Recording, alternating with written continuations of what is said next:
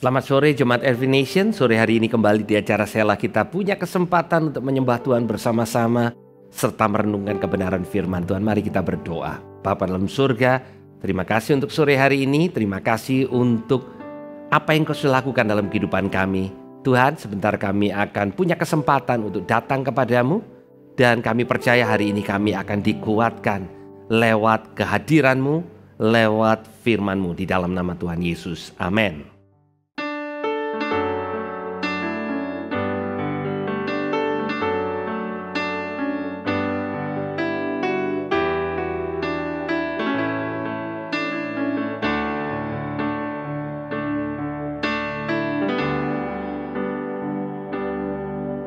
Tuhan, Kau sempurna dalam rencana-Mu dan karya-Mu. Ku serahkan hidupku, murnikan dengan Roh-Mu. Tuhan, Kau sempurna dalam rencana-Mu dan karya-Mu. Ku serahkan hidupku, murnikan dengan Roh-Mu. Hidupku menggenapi firman-Mu, tanda mujizat sertai tiap langkahku. Kau bersamaku, di dalamku, jadi bukti kebesaran-Mu.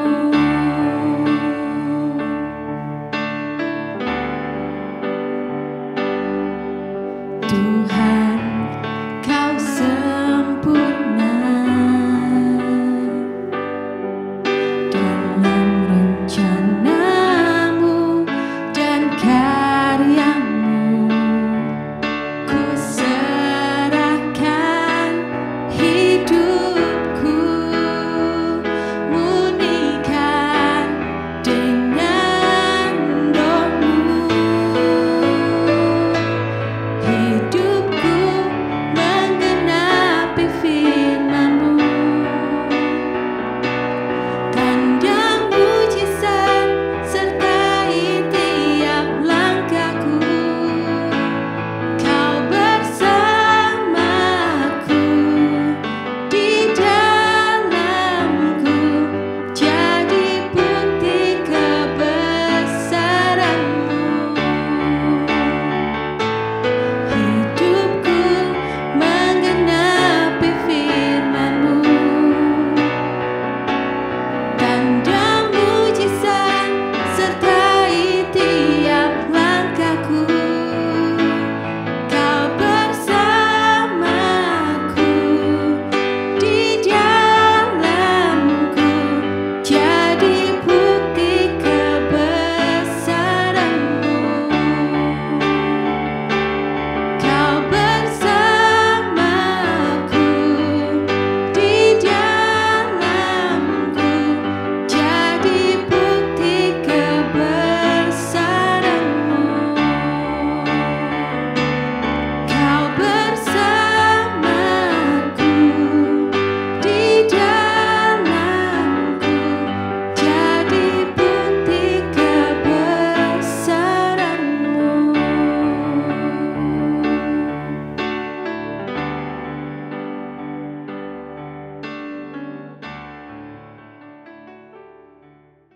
Saudara, hari ini saya akan berbicara tentang kebiasaan.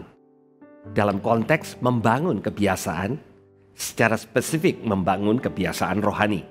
Saudara, kita ini makhluk kebiasaan. Ya, kita ini creature of habit. Artinya apa yang kita lakukan itu cenderung biasa kita lakukan. Kalau saudara mengingat apa yang saudara lakukan pagi hari ini, rasanya banyak di antara apa yang saudara lakukan pagi ini adalah apa yang saudara lakukan juga kemarinnya, ya. Kemarin saudara lakukan ini. Jadi kita bangun pagi punya pola, punya kebiasaan, ya. Dan kemudian setelah itu kita punya kebiasaan sepanjang hari, apapun aktivitas saudara, sebenarnya banyak di antara aktivitas itu adalah aktivitas kebiasaan. Jam makan siang saudara, jam break saudara, apa yang saudara lakukan kalau keadaan seperti ini, itu adalah kebiasaan. Dan kebiasaan rohani merupakan sesuatu yang sangat penting. Dan tahukah saudara bahwa Tuhan Yesus juga punya kebiasaan, dan lewat kebiasaan yang Tuhan Yesus lakukan, dia sebenarnya sedang mengajarkan kepada murid-muridnya kebiasaan rohani yang baik. Saya ingin memulai dengan kitab Lukas pasal yang keempat ayat 16. Dikatakan, ia datang ke Nazaret tempat ia dibesarkan, dan menurut kebiasaannya pada hari Sabat, ia masuk ke rumah ibadat, lalu berdiri hendak membaca dari Alkitab. Nah saudara, ini adalah kebiasaan Tuhan Yesus karena dikatakan menurut kebiasaannya pada hari Sabat ia masuk ke rumah ibadat. Tapi masalahnya seringkali orang Kristen, ya, karena kebiasaannya berubah, banyak orang percaya pada waktu pandemi kebiasaan ibadahnya berubah, ya. Dan kebiasaan itu membuat dia punya pola yang baru, saudara. Nah, saudara, kadang-kadang kita perlu merekalibrasi atau kembali menyelaraskan kebiasaan kita dengan firman Tuhan. Dikatakan Tuhan Yesus punya kebiasaan untuk beribadah. Kalau ada satu pribadi yang tidak perlu punya kebiasaan untuk pergi ke rumah ibadah, harusnya Tuhan Yesus. Dia Tuhan, saudara. Ya, tetapi dia punya kebiasaan. Hari Sabat dia beribadah. Bagaimana dengan kita? Kebiasaan ibadah itu penting, saudara. Ya, ada orang, sementara orang Kristen yang punya cara pandang seperti ini. Kalaupun saya tidak beribadah, toh yang penting kan hubungan saya dengan Tuhan. Saya langsung punya hubungan pribadi dengan Tuhan Yesus. Kan Tuhan Yesus itu ada di mana-mana. Tuhan bisa dihampiri pada waktu saya di rumah. Tuhan bisa dihampiri pada waktu saya berada di tempat pekerjaan saya. Jadi artinya, ya kalaupun saya punya kesibukan yang lain, maka saya tidak beribadah di hari Minggu, hari Sabat, hari perhentian itu. Ingat saudara, bahkan Tuhan Yesus pun punya kebiasaan untuk beribadah. Dan itu yang dia tularkan kepada murid-muridnya. Di Markus pasal yang pertama, dan saya ingin memberikan background daripada ayat yang sebentar nanti saya bacakan adalah setelah semalam-malaman Tuhan Yesus melakukan banyak pelayanan, menyembuhkan banyak orang sakit, mengajar. Dan mungkin malam itu Tuhan Yesus dan murid-muridnya hanya mendapatkan waktu istirahat yang sangat sedikit, sangat minim. Di ayat 35 dari Markus pasal yang pertama saya bacakan untuk saudara, dikatakan pagi-pagi benar. Waktu hari masih gelap, ia bangun dan pergi keluar. Masih pagi, masih gelap. Yesus punya kebiasaan untuk bangun pagi dan keluar. Apa yang dia lakukan di sana? Ia pergi ke tempat yang sunyi dan berdoa di sana. Jadi saudara, Tuhan Yesus punya kebiasaan untuk waktu pribadi dengan Tuhan. Saudara, saya mendorong saudara di awal tahun, di bulan Januari 2023. Mari kita membangun kebiasaan yang baik, kebiasaan rohani. Yang pertama tadi kita melihat Tuhan Yesus punya kebiasaan untuk pergi ke bait Allah, beribadah setiap hari Sabat. Dan yang berikutnya bukan hanya dia beribadah berkomunitas bersama-sama, dia juga punya kehidupan pribadi di mana dia membiasakan diri pagi-pagi benar waktu hari masih gelap. Apakah jam tertentu membuat saudara lebih dekat dengan Tuhan? Sama sekali tidak.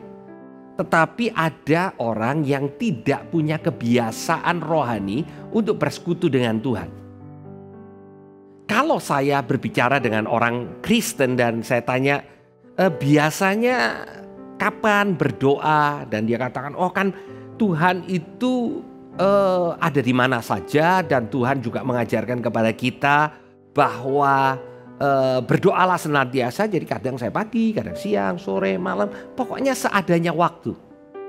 Saya tahu orang yang menjawab begitu biasanya tidak ada waktunya, karena dia tidak memberikan waktu yang dibiasakan untuk berdoa. Saya mendorong saudara untuk mengambil waktu. Tidak perlu panjang, tapi waktu yang secara konsisten. Saudara punya waktu untuk bersekutu dengan Tuhan. Ya, Tuhan Yesus pergi ke tempat yang sunyi dan berdoa di sana. Ada tempat yang menjadi tempat yang biasa Tuhan Yesus lakukan untuk berdoa. Ya. Dan bagaimana dengan kita? Apa kebiasaan pagi kita, atau kalau mungkin sebagian saudara ya, para ibu rumah tangga yang pagi banget itu menjadi waktu yang sulit untuk mengambil waktu untuk berdoa. Ada waktu yang kita biasakan. Kalau tidak, mari saudara, kita perlu membangun kebiasaan rohani yang baik. Tapi saudara, ada juga kebiasaan yang sepertinya rohani, tetapi sesungguhnya sesuatu yang tidak keluar dari hati. Dan nasihat firman Tuhan kepada kita di Matius pasal yang ke-6, saya ingin bacakan buat saudara di ayat yang pertama. Dikatakan gini, jangan kamu melakukan kewajiban agamamu. Terjemahan yang lain mengatakan jangan kamu melakukan ritual agamamu. Sesuatu yang biasa kita lakukan ya di hadapan orang supaya dilihat mereka. Jadi kebiasaan rohani yang sekalipun baik, kalau keluar dari hati yang tidak baik, kebiasaan itu akan berakibat yang tidak baik juga.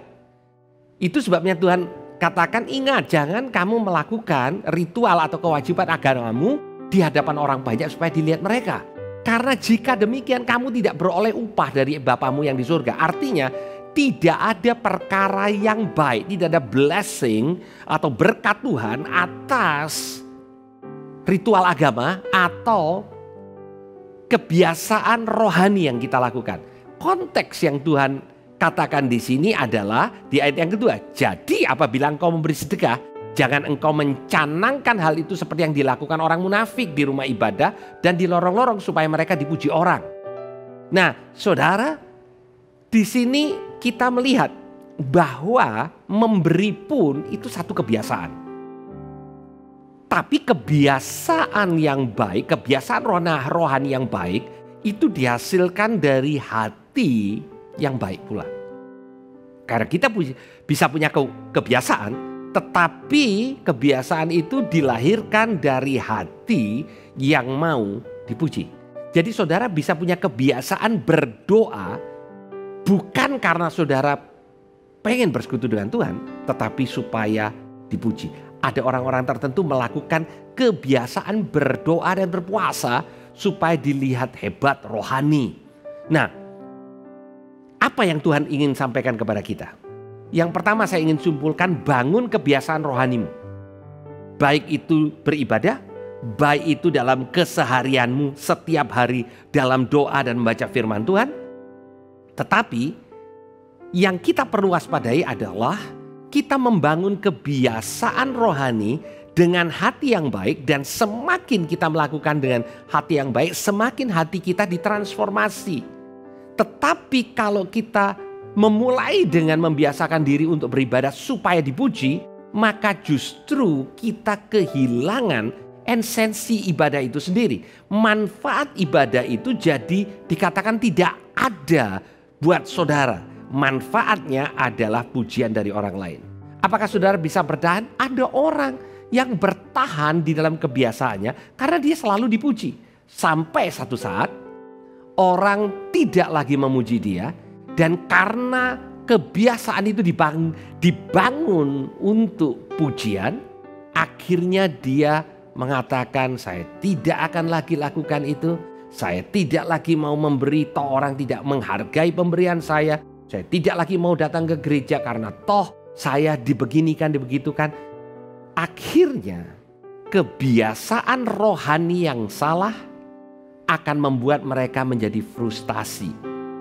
Pertanyaannya buat kita, apakah kita membangun kebiasaan rohani kita dengan dasar yang benar. Saya ingin mendorong saudara di awal tahun ini, masih di bulan Januari, untuk memulai membangun kebiasaan. Apakah itu beribadah? Apakah itu dalam keseharian kita membaca firman Tuhan dan berdoa? Apakah itu dalam kebiasaan kita menabur buat kerajaan Allah? Semua itu adalah kebiasaan yang baik. Tapi yang perlu diingat, lakukan dengan hati yang baik supaya saudara mendapatkan reward, saudara mendapatkan hasil dari ibadah saudara. Mari kita berdoa. Tuhan, kami mengucap syukur biar firman Tuhan yang singkat ini boleh berbicara kepada setiap hati, karena kami perlu membangun kebiasaan di dalam ibadah kami. Di dalam nama Tuhan Yesus. Amin. Tuhan Yesus memberkati.